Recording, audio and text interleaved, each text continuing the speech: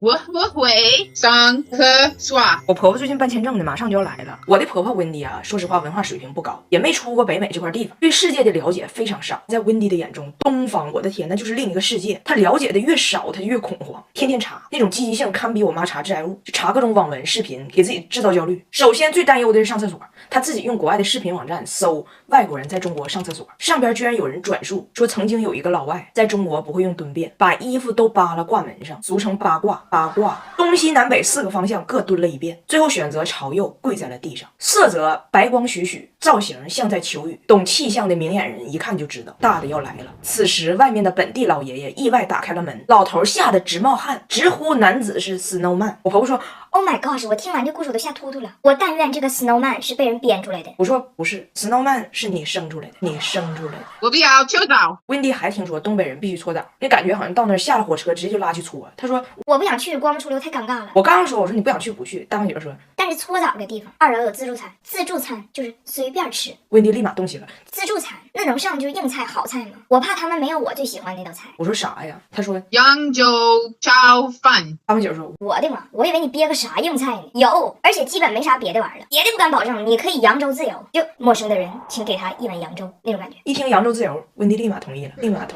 温迪还担心个事儿，来中国不会汉语，看不懂咱的剧，看不懂咱电影。你登我的 SVIP 号看呢，好多付费大片免费看，比如你爱看的灰姑娘，每月还有15元优惠券，在买付费内容时候可以用。迪士尼、环球的好多电影都可以看，那在澳大老开心了，有他最爱看的小黄人，我最爱的家庭共享特权，平板、手机、电视都能用我的账号，大家各看各地，都不用影响我妈在大厅看梨园行。最后一个焦虑就是温迪听说过年之后啊，婚礼多，参加婚礼要给红包，不想去。大胖姐说但是妈妈，你可以包100块钱红包，然后去搂席，等人家反应过来你这个人不能处，你已经逃逸了。我婆婆说那搂席的时候有没有那道中国名菜左宗棠鸡？我说什么玩意儿？我婆婆说左宗棠鸡，你不知道左宗棠吗？我说我们都知道左宗棠，但是不知道左宗棠是有机的，是有机的。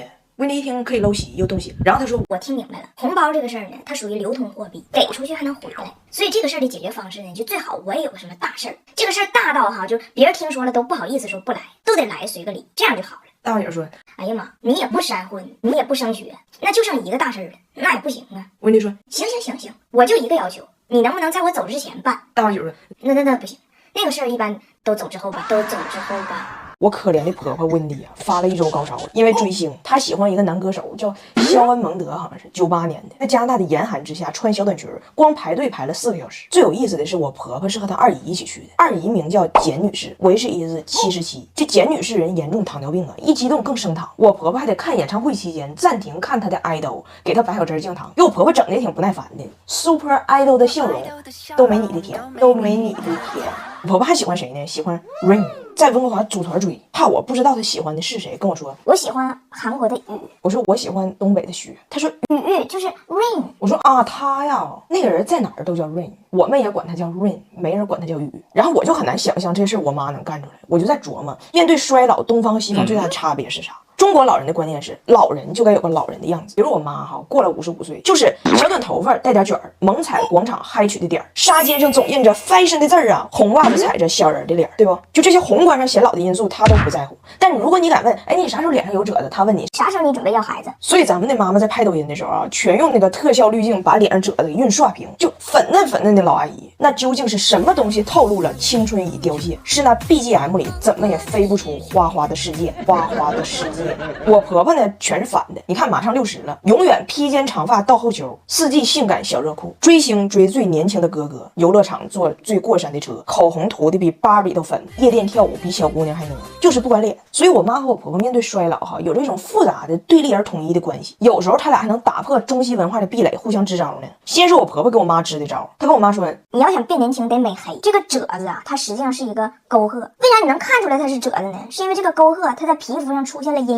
那如果你整个皮肤在黑夜里，何来阴影？一黑就该褶了，一黑就该褶了。我妈说你这是属于掩耳盗铃式衰老。你看我们亚洲人看着就不老，2个招，居家电波法和哈哈大笑法，就哈哈哈哈，咱先说居家电波法有用，这点我跟我妈是一致的。我脸上刚开始有褶子，我就买了雅萌他家 ACE3代的射频仪，但是吧，我这个下颌线啊，都不是说不清晰的问题，我属于就下巴和脖子连一起了，八脖一体了，属于八脖奔来奔波霸的。所以我又整了一个升级版的 ACE5代射频仪，它新增这个 Power 档，就可以针对额头、眼周、脸颊、下颌线4个不同部位定制输出能量，跟一两万次的热纳啥都是一样的分区操作，而且它是一次性吧输出3重能量，表皮层用红光，真皮层用射频，肌肉层用微电流，整个就是一个3D 式的抗老修护，每天6到10分钟，眼角的小纹是淡了，你瞅瞅。现在他在俺家属于共享光波，电波法吧，我婆婆还行，大笑法真给她害惨了。有一次我婆婆跟我女儿视频，就看我妈在视频的背景这样。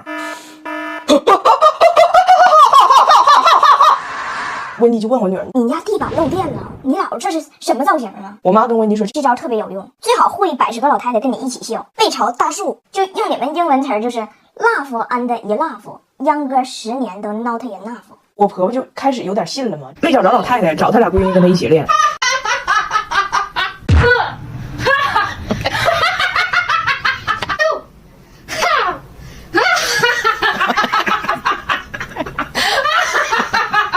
我只能说，公公，我对不起你。